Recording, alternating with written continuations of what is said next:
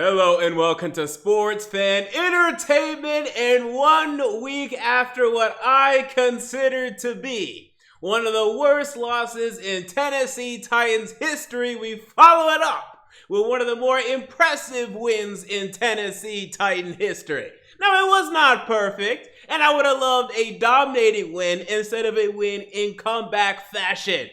But wow, we're on the brink of 0-2. This team finally turned it on and showed why most of us believe that they are a true Super Bowl contender. Now, I'm not saying they're gonna win it. I'm saying it's possible. But I am saying this is a true contender, dog, and only a contender could go to Seattle, where the whole fan base is geared up and ready because they were not able to fill that stadium last year. And down 2 touchdowns in the fourth quarter, come back and beat that team with that quarterback, Russell Wilson, who to me is either the second or third best quarterback in the NFL. I still take him over Brady, honestly, today, not overall, but today. And then I have Mahomes over Wilson. That's it. Those are my rankings. I mean, people, this was impressive. We're going to get into it. We have a lot to discuss today, so we're going to discuss it all, the good and the bad. We're going to start with more bad and then end up with more good because that's how the game went, and it's funner to do it that way. Okay, so let's do that. So let's start and let's look at my MJ takes of the game, and we're going to start weak but also strong safety in Bradley McDougald, who stinks. I mean, this guy is absolutely awful. I think he should be cut today. I mean, I see no value in Bradley McDougald whatsoever. There's a reason why he's been bouncing around the league, including Seattle last year. And I know we currently have an injury to Amani Hooker. Trust me, I understand that. But the blown coverages today by Bradley McDougald were awful. Now, you saw the 1 touchdown to Tyler Lockett, and that was on the fault. Well, he had 2. But the second of which I want to say, which was on the fault of Elijah Molden, 100%. But you're talking about 2 really blown coverages by Bradley McDougald. He should have got the tackle on Tyler Lockett when Elijah Molden blew that play. And then to allow Tyler Lockett to also get past him. How do you allow Tyler Lockett to get past you in that first quarter? Unbelievable. You're the only safety back there. You can't rely on Kevin Byard in that situation. You have to put yourself in position to where Tyler Lockett cannot pass you. You do understand that Russell Wilson is over there. Russell Wilson, who to me is right there with Mahomes as being the best deep passer in the league. He will beat you deep every time. The guy knows how to lob footballs so beautifully into the hands of his receivers. And you're going to allow Tyler Lockett to get past you. So Bradley McDougald, you stink, get out of here. I don't want to see him again ever. Okay, so that's where things started. We also had some issues with A.J. Brown. And I can't believe it. 3 drops from A.J. Brown in this game. Now, here's the thing. I still feel it. It's still electric as it pertains to A.J. Brown. This was probably his, I don't want to say his worst game as a professional, because I'm sure I could look back and he's only had a game where maybe he got shut out or only 1 or 2 catches. But with 3 drops, all of them critical, I don't know what was going on here. And some people, I can't remember who was saying this. It might have been Tighten Up Below that said this, but I completely agree that I think he was too much in his own head about going up against DK Metcalf on the opposite side. He wanted to show up and show out, and he wasn't able to perform. That's what I believe. But this is why I tell you, Julio Jones is still wide receiver 1. And this is finally here now. We're starting to unleash Julio Jones, who, by the way, got screwed the hell over on what should have been a touchdown. Let's discuss that for a moment. The officiating in this game was egregious. And here's the thing. I know there were 10 penalties called on the Seattle Seahawks, so I'm not sitting here, although I was tweeting it. But you know me, on game day, I just tweet whatever the hell I want. And I'm not going to sit here and say that they were completely on Seattle's side. But 3 extremely critical calls all went for Seattle. The Julio Jones should have been touchdown. Hello, people. Do we have eyes? If you have eyes, you can see that number 1, his heel was in. I don't care what anyone says. Unless if you can show me some extreme micro view where maybe you get one little blade of white grass on his heel. Good luck finding that. I didn't see it. Considering that, the fact that it was already called a touchdown, and I have been under the belief that in the NFL, you need to have, in almost any sport, indisputable evidence to overturn a call. This is what I've been told. This is what I've been told. I don't think we saw that there at all. Furthermore, okay, the rule exists. What a horrendous rule that you need to get your heel down whenever you catch a ball turned around falling out of the end zone. That makes no sense. Why I can somehow catch a ball if I'm like this, I only need to get my tippy toes down. But if I'm like this, I need to get my heel down. Can someone explain the logic behind that? Because that doesn't make any damn sense to me. So that was what happened in that. So that was the first egregious call. The second egregious call, the Chris Carson, I want to say it was a run, but it could have been a catch. But you know what I'm talking about. On the left sideline, where the referee, the female referee, is literally right in front of the play. And everyone knows that Chris Carson's knee was down. And then he extended the football, and even with the extension, the ball didn't cross the first down plane, let alone his knee being down or not. He was a full yard short. And then she literally drags the ball and says, first down. I couldn't believe what I witnessed there. That was number 2. And then number 3 was the Russell Wilson sack in overtime. Now that one I will defend a little bit, because they have been consistent and calling that over the past number of seasons. It's stupid to me, as someone that grew up, and I didn't even grow up in a really hard era, by the way. I'm talking about the 2000s here. But as someone that grew up where we used to let quarterbacks and teams play through that a little bit. We're not blowing whistles as soon as the quarterback is touched, but that's what they're doing nowadays. I mean, this is not the first time they've called something like this. So I'm more okay with this. It's still stupid. That's why I'm calling it out. But that one I was like, okay, fine, I get it. They've been calling that. It's really annoying and it's really stupid, but they have been calling that. So Roger Goodell, we need to have a conversation about the rule book because, I can be a little consultant for you. Apparently you need it. I mean, this is a little ridiculous with some of the rules going on in this league. So we had those 3 calls. But outside of that, I mean, Julio Jones. Use him, my friends. Now, he had his 1 drop. A.J. Brown had 3. Let's clean up the damn drops. This is ridiculous. But you just see the potential in this. Not the potential. The talent in this. He's already a proven commodity. This is what we got him for, baby. Let's rock and let's roll. I mean, we saw DeAndre Hopkins have a great sideline catch. A great baseline catch in the end zone last week. Julio Jones should have had a great one for us this week. That's the talent that we now have. And Ryan Tannehill, just throw to the guy. Can we just throw a slant? Just throw a little comeback every now and then. That's all I ask. I'm not asking for you to throw the deep ball to him all the time, although we can. But literally just get him involved. He's going to get yards out of the catch. The guy's a beast. He's a monster. We need to use our 3-headed beast, our King Ghidorah. That's what we need to do. It's pretty obvious. And if for some reason it took us, 3 quarters to figure it out, really 7 if we include the last game. But maybe we're finally figuring it out. And thank God it's a 17-game season, and thank God our division stinks. We're going to get into that a little more later. So with that said, moving on, what's my next MJ take? Well, let's discuss Christian Fulton. Now, people are already saying cornerback 1 as it pertains to Christian Fulton. Well, I won't go that far. However, what a great performance.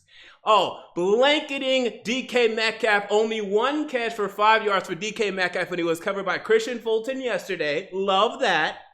And also, I love that he was getting under the skin of DK Metcalf. I love a troll, as long as he's playing for my football team. I love a Cortland Finnegan. Now, he's not Cortland Finnegan, okay? Cortland Finnegan is a whole nother story, a whole nother level of troll. But I love trolls defensively. I love defensive players that get under the skin of opposing players, get in their head a little bit. Now, know who to do it to. Don't do it all the time. I wouldn't recommend doing it to like DeAndre Hopkins. But for the mentally weak ones, don't do it to Brady either. But for the mentally weak ones, go ahead and dig a little bit. Go ahead and dig a little bit. And speaking of Michael Pruitt, how about the game of his career? 3 catches, 43 yards, and getting under the skin of some Seattle defenders himself.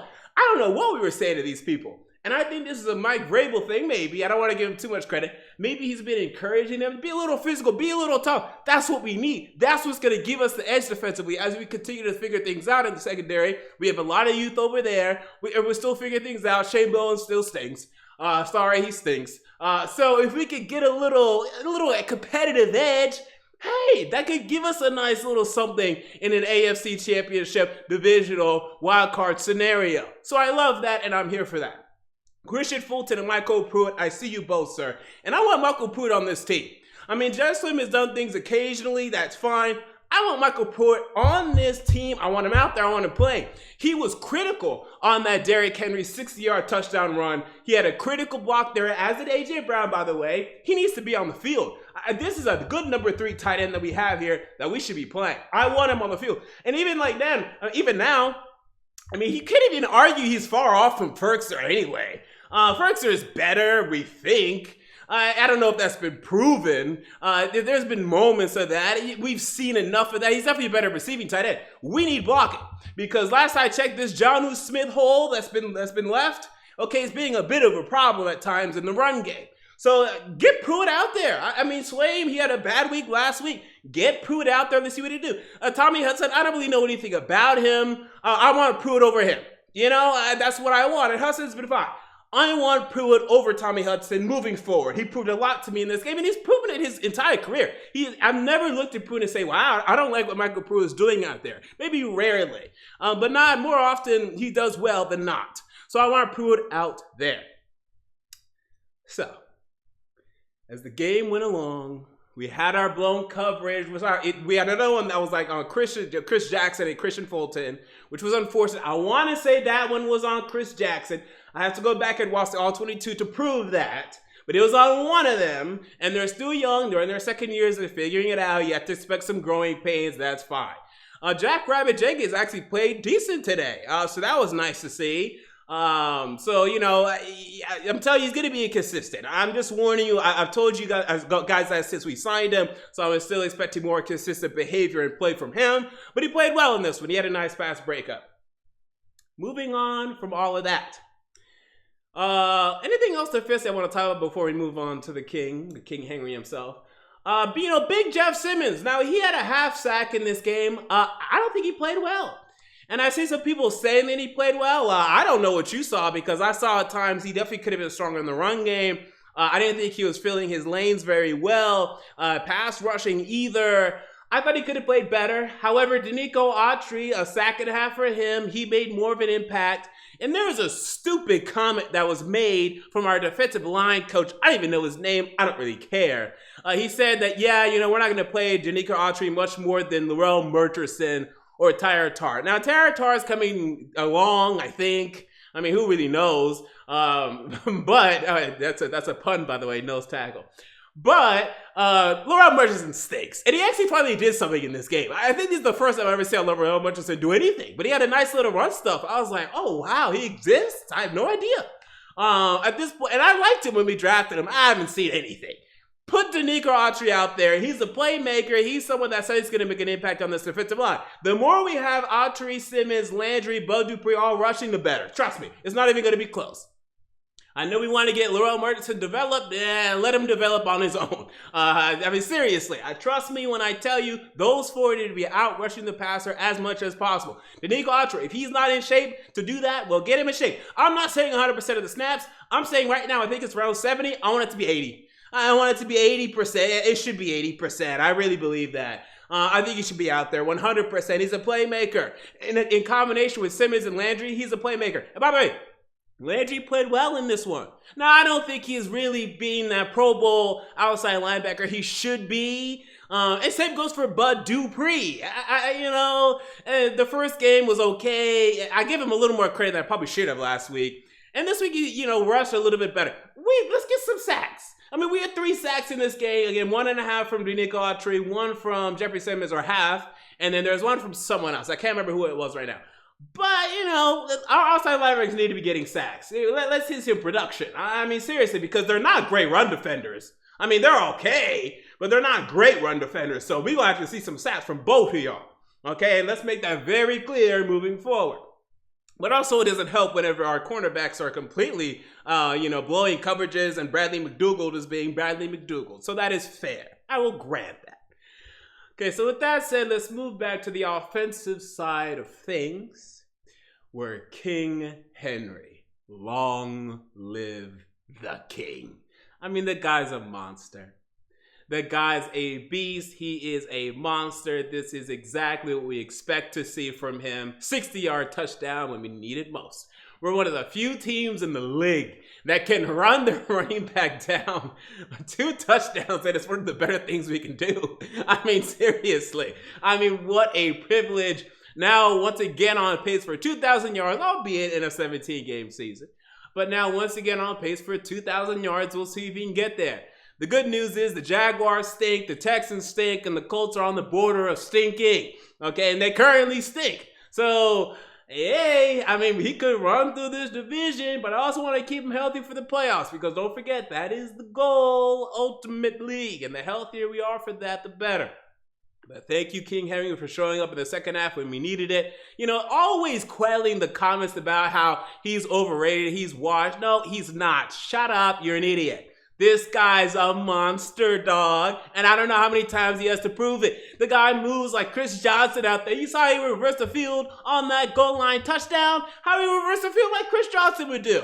60-yard touchdown. I mean, what a specimen. We've discussed this. This is not breaking news. But people keep trying to find reasons or just waiting for him to just stop doing this. He's been doing this since high school. And you know what? One of the beautiful things that we did, and I don't know if this was intentional, probably wasn't, knowing Mike Mularkey, but having DeMarco Murray kind of lead in Derrick Henry's career, that's going to give him some more years. I mean, although Derrick Henry has now been in the league, he was drafted 2016, so 16, 17, 18, 20, now 21.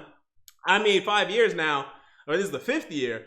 I mean, he still has some years left in him, because those first 2 years weren't much. I mean, he did not get much carries. So, I mean, I don't know if Mike Mularkey had this grand plan. He probably didn't. He was a dumbass. But it's going to work out. It's working out now, and we're going to get some more great years out of this guy. And, I mean, I want him in that Hall of Fame one day, dog. He deserves it. Not yet. He will, and I think he's going to get there. But we're going to see about that. We're going to see. But hopefully a Super Bowl chip would help with that. Let's evaluate Ryan Tannehill. Now, Ryan Tannehill, I will defend to a certain extent, as the offensive line had its issues in this game. Ty Sambrailo was starting instead for Taylor Lewan. And let's discuss Taylor Lewan, who finds himself injured again. We have a Taylor Lewan problem. Now, you can blame his play on the field, and it's certainly a contributing factor. You can also blame his health. The point is, we have not gotten nearly as much value as we should have out of the Taylor Lewan contract, and I'm unfortunately here to say it's still really just beginning. This is no good, especially as I look in Cleveland, and Jack Conklin is a beast. Now, he's a right tackle, so there is a difference. But who would you rather have right now? Is it even close? And Jack Conklin tore his ACL. So I'm not saying like Jack Conklin's been perfect in his NFL career, and he struggled after that ACL tear a little bit. But he's an all-pro right now, and he's leading Cleveland to places in that run game. Taylor Lewan, you're going to have to get healthy, dog, and I haven't heard much about the injury. We're going to hear an update or 2 or 3 this week.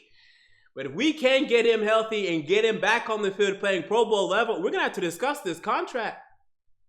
And we don't have many backups that are near his level talent-wise, but is the play on the field really that different when he's in there or not? I mean, we went as far as we did last year without him. We need to start having this conversation, a difficult conversation, but if this continues, we need to have it. Nate Davis stunk in this one. He was really bad. I don't know what happened with Nate Davis to start this season, but hopefully he can wake up. He was awful in this one. Ben Jones had a holding in this one. There were issues on the offensive line. There were also times where Phil Tannehill panicked. On the 4th and 2, he had Tommy Hudson right open to the right of him. I don't know what he was looking at. He could have had Tommy Hudson for the first down there. But he settled down, started trusting Julio Jones more, started throwing to the check down. We need to do this more. Why don't we throw to the check down? I don't understand why we don't do it. Now, Derrick Henry is not a great pass catcher. I'm pretty sure he caught every target in this one. And then Jeremy Nichols, same thing. We need to be throwing to the check down. This is why, number one, I want a true receiving back. And I'm done with this Derrick Henry conversation. He's never going to do anything. I'm sorry. I don't believe it. Wake me up when he does. I want a receiving back truly in this offense. I mean, this is the next step that will make this offense truly essential to the next level. That way, whenever your offensive line's BSing, at least you can throw a little screen pass, throw to the check down, and have a receiving back. While Derrick Henry can do it, but a real agile receiving back that can make a lot of people miss in the open field. Derrick Henry can do it. He could do it. But not, the true agile receiving back, it'd be nice to have, and you know that. So, and a true, natural pass catch, because Derrick Henry, whenever he catches it, it takes him, a second or two, and then he gets run. But a true receiving back, just whoop, that would be huge for this offense. I'm telling you right now, that would make this offense so hard to defend, already harder than it is when we're not getting on our own way.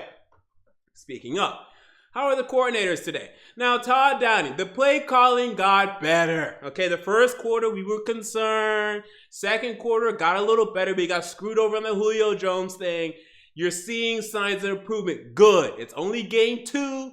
Good. Let's figure it out. But again, just trust Julio. Just trust A.J. Brown when he's not being a clown and dropping things.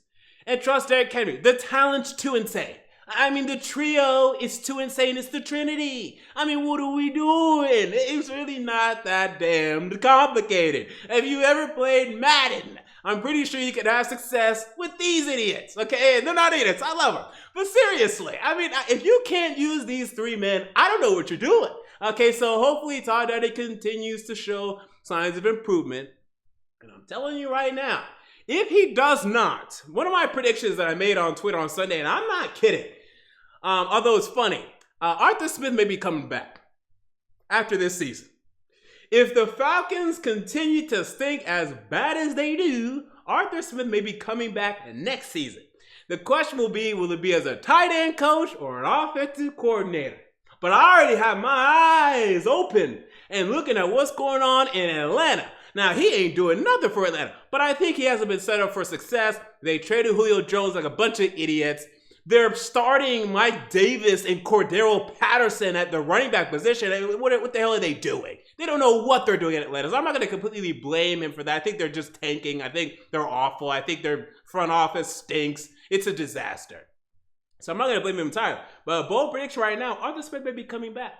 And the defensive coordinator, Shane Bowen. Okay, I was being a little critical early. I hate his beard. His beard is awful. Can he get rid of it or clean it up? Use some Just for Men something. It's a disaster.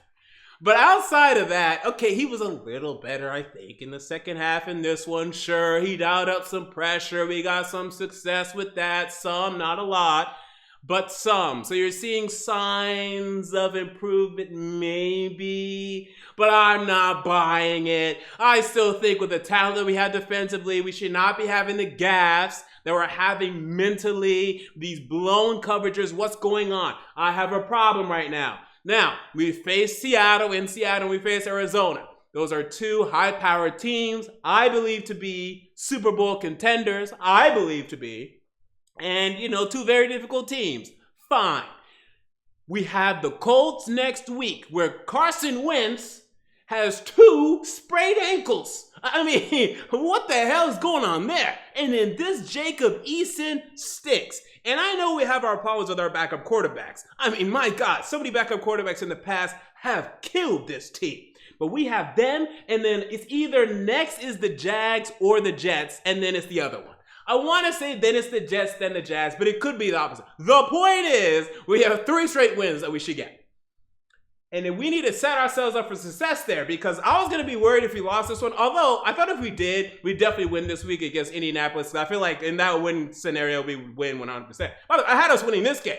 I tweeted, I have us winning this game because I believe in this team bouncing back and winning. That's the new Tennessee Titans that we have here. This is a resilient football team. This is a football team that knows how to have some grit, and if they can keep the game close enough, can beat any team in the fourth quarter and overtime, any team in this league. And then everyone wants to sit around and slurp the Kansas City Chiefs. Oh my God, they're so OP. Well, see what happens. Because their run defense is terrible. Their defense in general isn't even that good. And their offensive line has issues. I want to see the Chiefs. I'd prefer not to, but we're going to face them this season. And we can beat them. And they're worse this year than they've been for the past 2 years, the Kansas City Chiefs. 100%. They're worse this year than they've been for the past 2 years. The Bucs are still very strong. We face that bridge when we get there in the Super Bowl, okay? And then the Browns, we'll see. The Bills, we'll see. I mean, they had an impressive 35-0 win against the Dolphins, but that was with an injured Tua Tagovailoa. I'm not convinced there's any big powerhouse in the AFC. I mean, these are all going to be 12, 13 win teams, and the Chiefs maybe 14. And the Chiefs, Browns, and Bills, I believe that. Ravens are going to be 10, 11-ish. Maybe the Raiders are going to surprise. Broncos 10, 11-ish. Chargers 10, 11-ish. But I think we're right there with all of them, dog. I believe that 100%. But I think we got to win the next 3 games. We don't have to. This division is ours. We can go 8-9, I think. Maybe 9-8. Let's say 9-8 and still win this division. I think the Colts are going to be 9-8, 8-9, and that I might be actually giving them too much credit. But they're also going to beat the Jags and the Texans. So because of that, I mean, they're still going to get 3-4 wins right there. They get 3, 4, or 5 wins somewhere else, and then boom, they'll win 8 games. But I still want to perform well while we win this division. I still want to win it. Really going away. I want to be that 12-13 team win team. We don't need home field advantage. It's nice. And again, I just look at this AFC right now. We can compete with all of these teams when we're at our best. When we're at our worst, okay, maybe we have some problems. But when we're at our best, we can beat anybody. We went to Seattle, beat Seattle. We beat Russell Wilson on Sunday in beautiful fashion, in historic fashion. Wow. This team is capable of so much. And this was such a critical step forward for this team. I'm excited to see where we go from here. We got to handle business in the division against the Colts, then beat the Jets and the Jags. 4-1, and then, I should probably just pull up the schedule, but I don't have something to do that right now. But then I remember after that, then we have some troubles as we face in some particular order. I'll have the schedule next time. But it's the Chiefs and it's the Rams. And I think it's even someone else too. So it's going to get a little dicey. But for right now, let me look up the schedule right now while we're here. We might as well do it while we're here. So the official schedule. So we face the Colts, then we travel to the New York Jets, then we travel to the Jacksonville Jaguars, and then we have a real 4-game, it's kind of a gauntlet. It depends how you view the Colts, but, whatever. Then we face the Bills, the Chiefs, at the Colts, and at the Rams, where I think we would go, hopefully 3-1 in that window, but likely 2-2, if we're being honest. Now, if you end up going on a great run, oh yes, let's go 4-1 or 3-1 in that stretch, maybe even 4-0, and all of a sudden, Muya's going to be a little excited. MJ's going to be real excited if we get that done. But let's take it week by week. This was a brilliant week in week 2 as the Tennessee Titans got it done and defeated the Seattle Seahawks 33-30 in overtime. So with that said, those are my thoughts on the Titans Seahawks Week 2 matchup. What are your thoughts? Comment down below. I want to know. If you enjoyed the video, make sure to like, comment, and most importantly, to subscribe. This has been MJ of Sports Fan Entertainment. I'm out. See you all later.